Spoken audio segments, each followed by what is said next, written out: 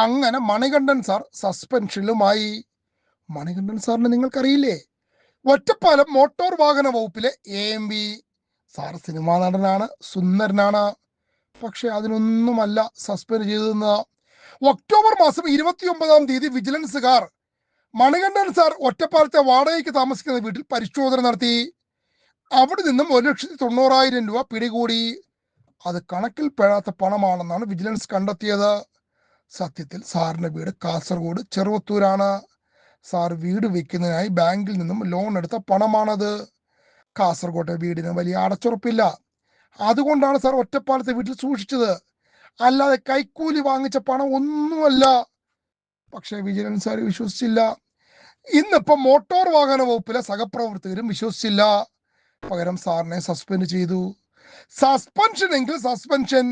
ഇനി ആരോടും ചോദിക്കണ്ടല്ലോ സിനിമയിൽ അഭിനയിക്കാൻ. ഒരു വലിയ അഭിനേതാവായി 10 പൈസ ഉണ്ടാക്കാൻ പറ്റുമെന്ന് സാർ നോക്കട്ടെ. എന്നാലും വിജിലൻസുകാരെ, വീട് വയ്ക്കാൻ ലോൺ എടുത്ത പണമാണ് നിങ്ങൾ പിടിച്ചു കൊണ്ടുപോയത്. സത്യമായിട്ടും മണികണ്ഠൻ സാർ ഇനി എങ്ങനെ വീട് വെക്കുമോ എന്തോ.